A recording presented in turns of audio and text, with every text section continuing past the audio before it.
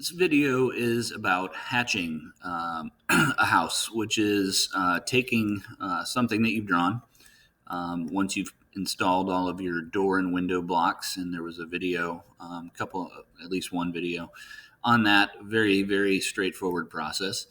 And this video deals with hatching. So I'm in a 3D ribbon here. Let me change that back to drafting and annotation so we can see our layers a little bit easier. And the beauty of so the hatching is a little bit frustrating. I'm going to want my students to go ahead and hatch all sides of the building. Now, in this case, when I did some of the buildings, some of the structures they'll do, there will already be a building on site like this one, and typically I will have hatched it. So at least for a first exercise or a first attempt in this, they should be typically playing off of material selections that are already in place. Like if this area was brick and it was siding up here and brick down here and siding over here, this would be kind of where they want to play around with it. So the two biggest things I can say about hatching is really the biggest thing is make copies and then play around with it. So the painstaking part is usually in the first instance of hatching, and then it gets a little bit easier because right now, for instance, you can see I have some boundaries that are not closed, okay?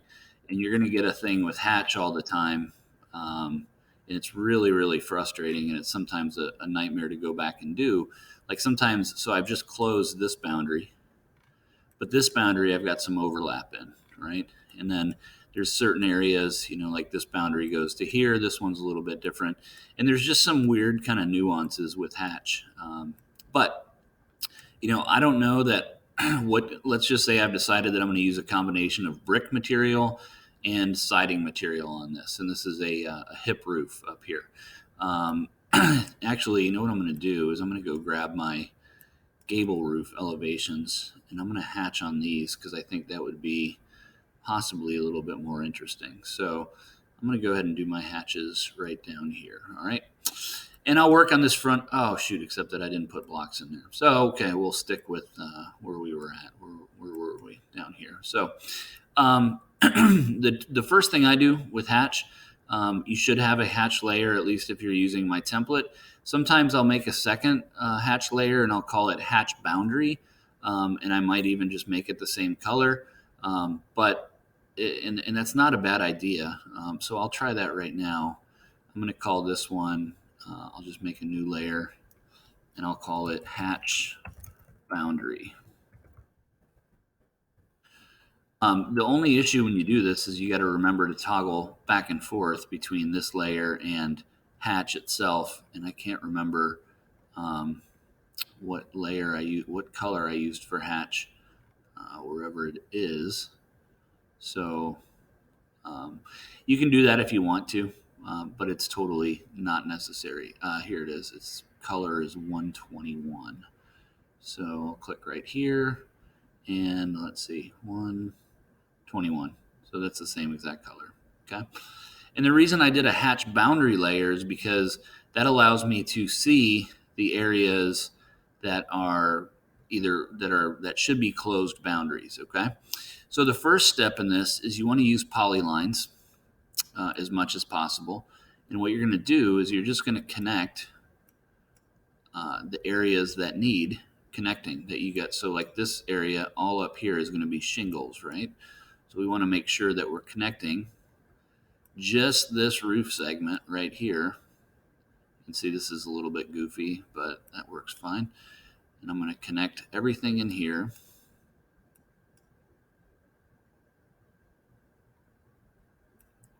All right. So if I select this and I've done it correctly, everything should light up, and that's important, okay? I'm going to do the same thing with a polyline because since this is a hip, I'm also going to have one right here. And it doesn't matter in this case that I'm drawing a line on top of a line because when I'm done with my hatch boundary layer, I can just, once I've filled in all my hatches, I can completely go back and turn the hatch boundary layer off. Okay, and I'll do a polyline. I'm going to make this one go. So that's all filled in. And so what I'm doing is I'm just chopping this up into areas that need their own individual hatching. Okay. And the other thing is, once I've done with this whole process, what I would do is I would come back and I would turn the hatch boundary layer off. I would turn my blocks off and I would delete everything that's underneath them. Okay. But this is the way you want to start, is literally just go get everything boundaried. Okay. So go from here to here. And again, like I said, it doesn't matter. Usually our best practice with anything in AutoCAD is never draw a line on top of a line. Okay. And I just wanted to finish, let's see, while we're discussing this right here, I just wanted to finish this one. Let's see. Yep, that is, it's a closed boundary. And I just want to finish this one too, right here. And I'll come back and I will, on my own, set up the next kind of couple of things. But in this case, I'm just focusing on the roof. Okay. Sometimes you got to even put a marker, like, once you're drawing lines on top of lines, it's like, well, where did I start? Yep, that's all enclosed. Okay. So hatch is the button right here under rectangle, 2 down from rectangle. I click the drop down and I select hatch. Now you can see you have gradient also, which is going to give you like kind of a sunburst color. You can see an example of it on this pond, and that looks kind of neat. And then this one, boundary, creates a region for the hatch. So you could use this. I just use polylines. Okay. Now when I select that, when I clicked hatch, solid is one I'll use all the time, and I'll use that for like boards up here, like the fascia boards and the corner boards and the concrete and things like that.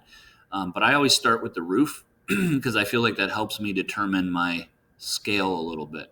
And there's one here, it's a default AutoCAD pattern called ARSHE. So like architectural shake, roof shake would be another word for a shingle, okay? Like an old shingle, like the individual shingles. So I click it, and you can see I have some information up here. This is very much like a text editor, okay? It tells me that my scale is 0.5. I guarantee your scale is different. It's only pulling up 0.5 because it's associating it with the fact that I've done this before. So yours might be 1. So let's just, out of curiosity, I'm going to change that to 1. And I select an area that I want to hatch.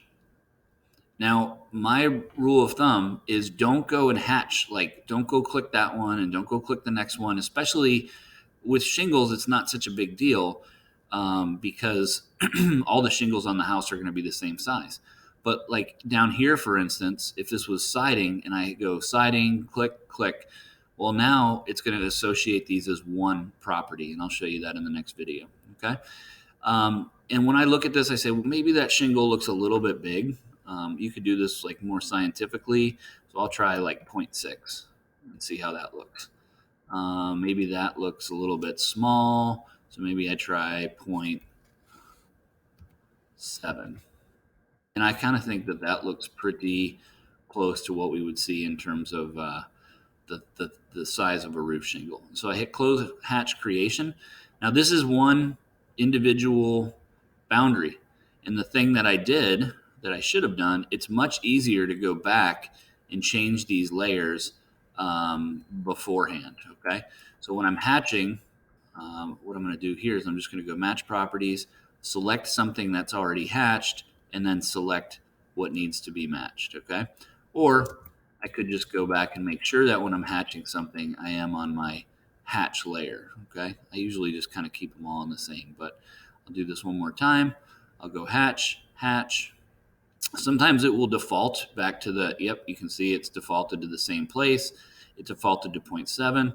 And all you do is just click right inside that boundary and then close.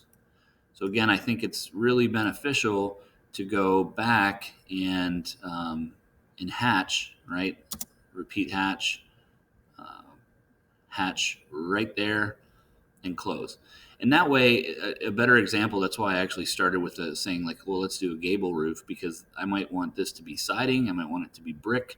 If it was a gable, it would be a different shape, obviously, but I might want to change those materials around. So hatching this and this at the same time makes you have to go back and kind of redo some things. So that's the beginning thing. Like like I said, go close off your boundaries. So right now my fascia boards are all in from this video. And so like, what could I do with that? I could go hatch. And in this case, I'm going to go up and I'm going to use a solid pattern. And it doesn't matter what the scale of the pattern is, but you can see in my template, I've already set these up for a 50% transparency, which means if you print this, it's only going to come out half as dark as all the other lines on the page. Okay, so now I've hatched that. I'll repeat it. And again, like I said, I do these one at a time for my own sanity. Okay, and I'll do that. And you can see I did goof something up in my boundary because these fascia boards right here are open. Maybe that bothers me, maybe it doesn't.